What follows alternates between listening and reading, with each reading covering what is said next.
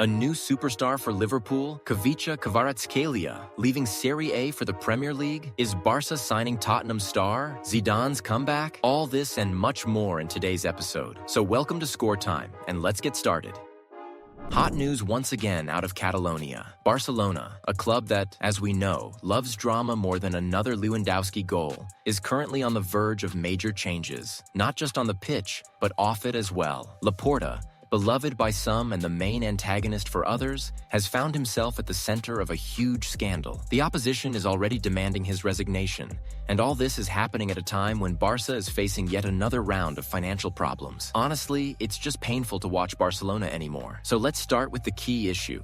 The opposition seems to have finally decided that it's time for Joan Laporta to pack his bags. A drop in ratings, broken promises, and a new wave of problems with player registration, all of this has become the final straw. And now, even Dani Olmo, who was supposed to be part of the Blaugrana squad, ultimately remains sidelined. Well, fantastic. What else can you say? By the way, remember all those loud slogans from Laporta? We will bring back Leo Messi. We will deal with the debts. Reducing the wage bill will be a priority. But now, let's be honest. In the end, Lionel is sitting comfortably in Miami, enjoying bagels and the MLS atmosphere, while Barca, just as it has for years, continues to live on the edge of financial fair play. All these rosy promises look wildly strange considering that during Laporta's entire presidency, the wage bill has decreased by only 100 million euros. For a club of this level, that's, a drop in the ocean. And that's not all. You've probably heard that the renovation of Camp Nou isn't going smoothly either. They promised to finish everything by the club's anniversary. There was some hope that at least one thing would be completed, but the result? The same as always. Barca seems to be digging its own grave. The club is fighting with its last strength on the pitch, trying to win trophies, but behind the scenes, complete chaos. If before there were only rumors about a possible vote of no confidence in Laporta,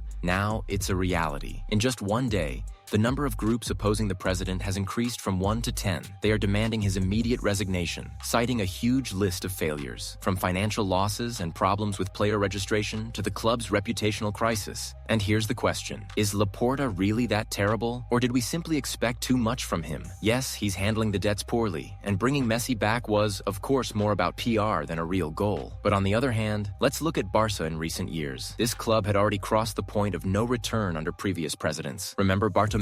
Right, he left, but the debts didn't disappear. Laporta is at least trying to keep the situation under control. Well, as best he can. But there's a feeling that this control is held together with paper and scotch tape. On the other hand, it's particularly surprising how Blaugrana, despite all this, still manages to compete for trophies. The team is still pulling through, albeit by the skin of their teeth. But the question is, for how long? If things continue like this, Zidane is coming back. Yes, that's right. Spanish media are buzzing with rumors that the man who won 3 consecutive Champions Leagues will be the new manager of Real Madrid. If we believe these insiders, the Frenchman is ready to return, but only on one condition. Well, actually, several conditions. Allegedly, he has already presented his list of demands to Florentino Perez. And as you know, Perez rarely gives in. But for Zidane, it seems he might make an exception. It is said that Zidane has serious concerns about the squad. He's reportedly missing 2 key players, Alphonso Davies from Bayern Munich and Florian Wirtz from Bayer Leverkusen. Honestly, it's hard to argue here. Both players are top-notch,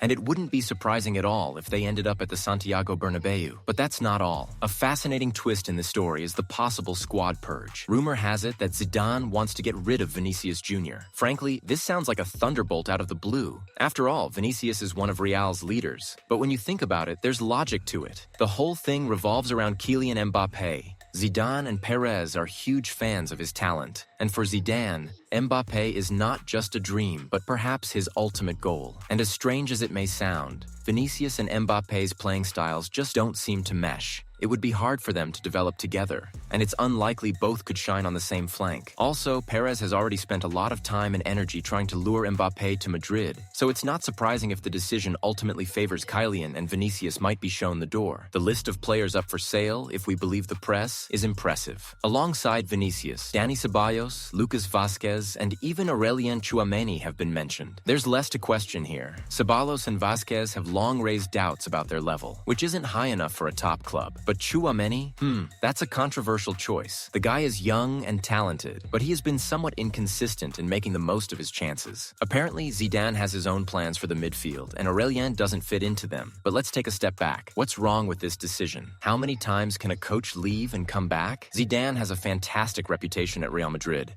But don't you get the feeling that we still haven't fully understood just how good he really is as a coach? Yes, 3 consecutive Champions League titles is an incredible record. It's history. But let's face it, that Real Madrid team was perfectly built. The squad was a well-oiled machine.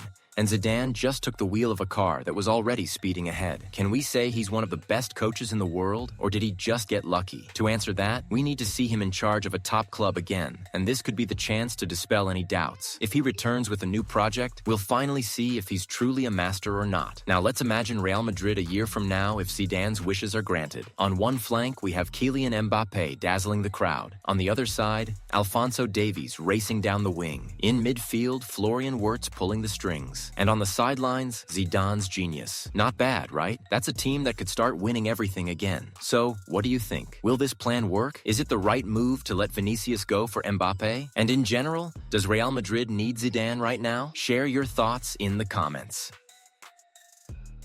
Pep Guardiola's team, seemingly complete in every area, is once again ready to spend big. But on whom, you ask? On Atalanta's midfielder, the Brazilian Ederson. Yes, that's right. Don't confuse him with their goalkeeper. This is a different Ederson, and honestly, he's a very interesting candidate. But the question is he so vital for City that they'd splash a huge amount of cash on him? So, what do we know? According to various sources, Manchester City is seriously targeting Ederson. This guy is the real engine of Atalanta. The Brazilian is a versatile midfielder who can play both as a number 6 and a number 8. He's strong in duels, reads the game exceptionally well, delivers intelligent passes, and knows how to press the opposition. In short, a typical Guardiola player, the kind who will work tirelessly on the pitch. But you know what's most interesting? Apparently, City is prepared to pay over 50 million euros for him. And Atalanta is like, guys, are you serious? We're not even interested at that price. Add a few more zeros. That's because Ederson is a key player for a team currently leading the Serie A table. And frankly, why would Atalanta let him go right now in January when they're chasing their first ever league title? Exactly. Not everything is measured in money, even in modern football. But let's look at it from another angle. Manchester City, despite all their trophies, is clearly not perfect right now, especially in midfield. Kovacic, Bernardo Silva, even Gundogan before he left.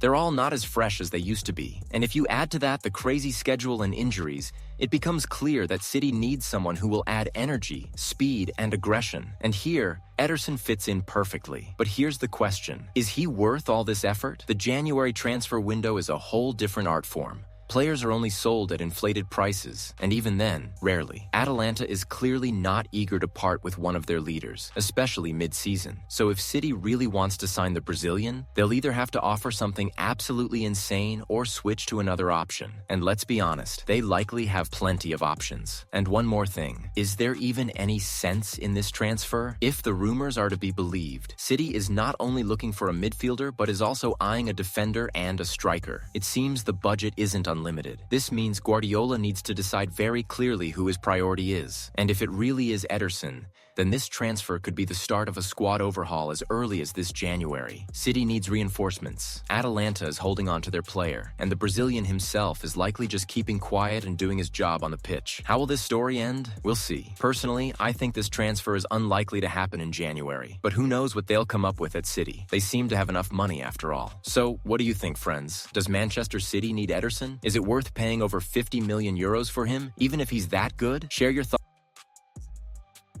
Manchester United have received a proposal that, at the very least, warrants serious consideration. We're talking about Dusan Vlahovic, the striker from Juventus. And that's not all. This deal smells like a major swap with money and a player thrown into the mix. In short, if we believe the insider information from Team Talk, Juventus have offered Vlahovic to Manchester United. Interestingly, both the Serbian goal machine and potentially his replacement are reportedly open to a change of scenery in this winter transfer window. Let's remember that Vlahovic, just 24 years old, moved to Turin relatively recently in 2022, costing Juve a hefty sum of up to 80 million euros. Back then, the old lady outmaneuvered Arsenal in the race for the former Fiorentina star, And it must be said, Vlahovic has been earning his keep. 53 goals in 124 matches for Juve. He's also the team's top scorer this season, having already bagged 12 goals. However, not everything is rosy. His contract, you see, is nearing its end, with only a year and a half remaining. And if TalkSport is to be believed, Vlahovic isn't exactly keen on extending it. This is where Juventus, like a prudent owner, started to worry. They don't want to lose such a player for free. Therefore, it seems that Juve has decided to take proactive measures and offer him to other clubs. We've heard that Chelsea and Tottenham are also aware of the situation,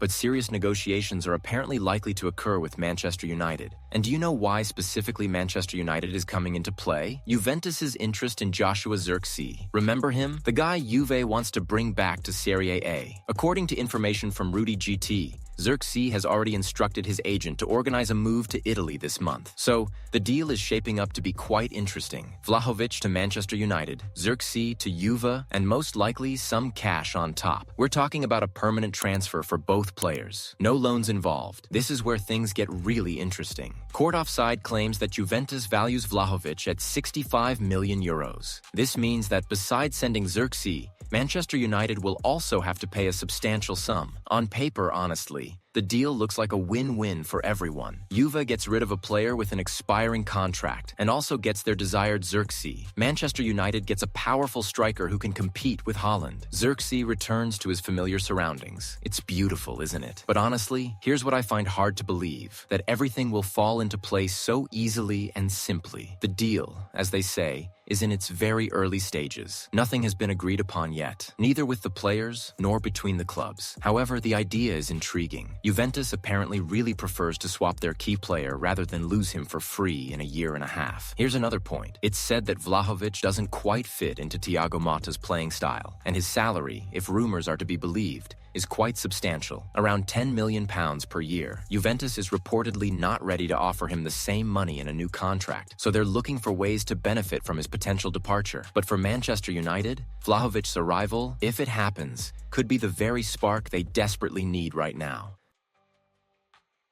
Rumors are swirling that Manchester City are considering a loan move for Juventus's Douglas Luiz. For those who might have forgotten, Luiz was part of City's squad until 2019, but was sold to Aston Villa for 15 million euros. And boy, did he flourish there. He put in a couple of stellar seasons, significantly raising his game and even becoming a regular starter. However, last year, Juventus snapped him up, paying Aston Villa a hefty 43 million euros. It seemed like a great deal for the Turin side, but things haven't gone Luiz's way in Italy. Injuries, a lack of playing time, and the fact that Thiago Motta doesn't seem to see him as a starter have all contributed to a tough period. The result? 9 appearances in 6 months for a player who was recently one of the Premier League's most sought-after midfielders. That's, well, a bit of a letdown, to say the least. And now, City are reportedly thinking about bringing him back, not permanently, mind you, but on loan to plug the gap in their midfield. After all, Rodri is injured, and Pep Guardiola needs some backup. Juventus are apparently open to a loan, but only with an obligation to buy. And as we all know, City like to keep an eye on their spending. They're unlikely to splash the cash here. Meanwhile, Luiz himself is rumored to be keen on a return to England, contemplating a comeback to the league where he previously thrived. If you think about it, this transfer could be a real win-win if it actually happens. For City, it's a very advantageous option. He's already familiar with the club, knows Pep's style, and is well-versed in the Premier League. Put him in the center of the park, and he'll comfortably deliver a couple of assists or bang in a long-range effort every other match. And by then, who knows? Rodri might be back. It's not bad for Juventus either. A player who isn't getting minutes brings in money, or at the very least is temporarily off their books. And for Luiz, it's a chance to rediscover his best form, which he undoubtedly deserves. After all, he was a real engine for Aston Villa. But there are potential pitfalls. Is Pep willing to take a risk on a player who's barely played for 6 months? The Brazilian will need time to readjust. And we know that at City, no one waits for anyone. Make a mistake and you're benched. On the other hand, if there's anyone who knows how to unlock a player's potential, it's Pep. The real question is, would this loan be enough to salvage City's season? The title race is already proving to be a challenge, and now there are holes in the midfield too. In short, the whole thing is still up in the air. City has several midfield targets, and a move for Douglas Luiz is more of a backup plan. According to the Spanish press, in the summer of 2025, the Reds intend to lure Rodrigo away from Real Madrid. The Brazilian could very soon find himself on the foggy Albion, as Ancelotti is eager to bolster the team's attacking prowess. And that's no surprise. After all, with rumors that Mohamed Salah might leave or simply age, the English side has begun searching for a worthy replacement. As they say, their gaze has fallen on Rodrigo. He's only 24 years old, but the guy can already be considered a top-tier player. Speed, technique, dribbling skills, in these aspects, he certainly fits Klopp's style. And most importantly, he's quite versatile. He can play both on the wing and closer to the center. In short, he's perfectly suited for English football. But it's not all that simple. Despite rumors of dissatisfaction with his playing time and the arrival of Mbappé, Rodrigo is clearly loyal to Real Madrid. The guy has proven many times that this club is something more than just a place of work for him. In the summer of 2024, he practically single-handedly turned down an offer from Manchester City. But, and here's where it gets interesting, this season, Rodrigo has only played 1,289 minutes. That's very little for a player of his level. The reasons? Injuries, Real Madrid's selection policy, and perhaps deeper underlying issues within the club. Connected to this, should Rodrigo remain at a club where he constantly has to prove his worth? Or is it perhaps time to move on? Is Liverpool the ideal place for Rodrigo, or just another rumor? On one hand, Klopp, who is known for his ability to unlock players' potential, could give him the role he might be lacking at Real Madrid. On the other hand, should Liverpool spend over 100 million euros on a player who hasn't always been fundamental at Madrid? Another point, will Real Madrid even let Rodrigo go? Of course, his current contract runs until 2028. But we all know how these things go. A good offer, the player's enthusiasm, and suddenly, a farewell seems imminent. By the way, Rodrigo himself recently made a strange comment, saying that Manchester City is the best team in the world, for which he later apologized. But why did he say that in particular? A subtle hint? Furthermore, the arrival of Mbappé could be a potential bomb for Real Madrid. Maintaining so many superstars in the squad simultaneously is very difficult, and it's quite possible that Rodrigo will become a victim of this transfer policy. Real Madrid will need to find money for salaries somewhere, and Rodrigo is a golden asset that can be sold profitably. Personally, I think Liverpool could indeed be an excellent option for Rodrigo, especially if he wants more playing time and the role of the leader of the attack. But on the other hand, leaving Real Madrid is a whole different level of decision-making. What will he choose? And what do you think? Will Rodrigo be the new star of the Premier League, or will he continue to delight us with goals and assists in La Liga? Barcelona, which, to put it mildly, isn't exactly swimming in cash in these tough economic times, seems to have something very interesting in mind. Their new transfer target? None other than Heung-Min Son, arguably one of the brightest wingers in the Premier League. Son isn't just a football player. He's a brand, one of Asia's kings, and a true example of versatility on the pitch. So here's the situation. Son's contract with Tottenham expires in the summer of 2025. This means he could theoretically leave Spurs on a free transfer. And for Barcelona, that sounds like music to their ears. But for Tottenham, probably more like a warning bell. What's the current state of play? Tottenham appears to want to keep Heung-Min Son. But here's the question. Are they ready to pay big wages to a player who's already 32 and, let's be honest, isn't playing the full 90 minutes in every match anymore? Yes, Son is still top-notch. His speed, technique, and goal-scoring abilities are far from fading. But time spares no one. You can feel it even in his Premier League performances, where he's increasingly coming on as a substitute or playing in a more reserved role. Then there's Barcelona, a club still walking the tightrope of financial discipline, but one that hasn't lost its ambition. They know perfectly well that signing Son as a free agent isn't just a sports deal. It's also a major commercial move. Asia is a massive market, and Son represents millions of new fans, 1 million shirts sold, and a stockpile of rising shares for Barcelona. But why does Barcelona need Heung-Min Son so much? The answer is simple: the left flank. Let's be honest, that position has been a problem for Barca for quite a while now. Son, however, seems like the ideal solution. Experienced, versatile, used to high speeds, and capable of holding up under pressing. Who else would be better to complement Barcelona's attack alongside Lewandowski up front? Yes, the contract they're reportedly planning would be short-term, at 2 years at most, but that makes complete sense. It's all tied to Son's age and Barcelona's strict wage policy. No one at Barca wants to take risks or overpay. They've already learned their lesson with Messi's massive contract. For Son himself, it seems like he's interested in trying something new and adding Champions League football to his resume. Something Tottenham, well, Let's just say they're not exactly thriving there. But let's pause for a moment, friends, and think. Would Son fit into Barcelona's system? On one hand, his versatility and speed would definitely boost Barca's attack. On the other hand, he's a veteran player, and Barcelona is currently building a team with the future in mind. The young talents are thriving. Gavi, Pedri, Lamine Yamal. Could Son become a sort of mentor for these rising stars? Or would he end up holding back their development? And how ready is Son to change his environment at this stage of his career? Think about it. 10 years in England, and now, suddenly, a different climate, a different footballing style, a different culture. Then again, something tells us he'll manage just fine. The South Korean star has always been known for his determination and adaptability. Plus, the chance to shine in the Champions League once again, and maybe grab a few trophies before retiring, definitely adds to the appeal. From a commercial standpoint, this deal looks like a win-win for Barcelona because it's not just a transfer.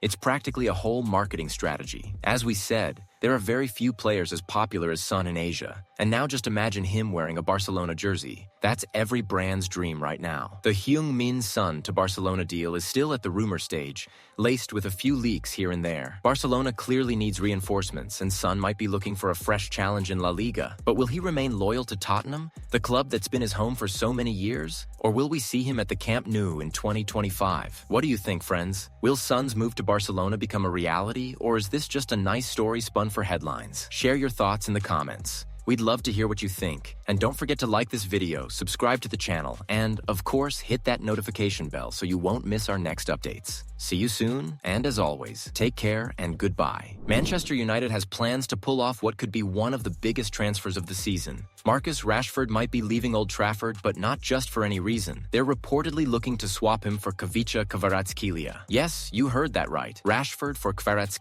According to journalists, Manchester United is actively searching for reinforcements on the left wing. Why? Well, because it seems Marcus Rashford no longer has the desire to stay at the club. To put it mildly, his season has been underwhelming, and after Ruben Amorim started leaving him on the bench, it looks like the Englishman is seriously considering a change of scenery. That's where the name Kvara enters the scene. The Napoli star, one of the best wingers in the world right now, has been sensational. You've probably seen him play. The guy is absolutely magical on the field. Amazing tricks, perfect passes, goals. He's got it all. And honestly, United's interest in him makes a lot of sense. Rumors say that the Red Devils are ready to offer Rashford in exchange for the Georgian winger. What's more, it's claimed that United has already prepared a 5-year contract for Kvara, with a salary of €8 million per year. Sounds pretty solid, right? But there are some nuances. First, Napoli isn't just going to let Kvara go easily. He's under contract until 2027, and the Italians are actively negotiating to extend it until 2029. That means his price is only going to rise. Currently, he's valued at around €85 million,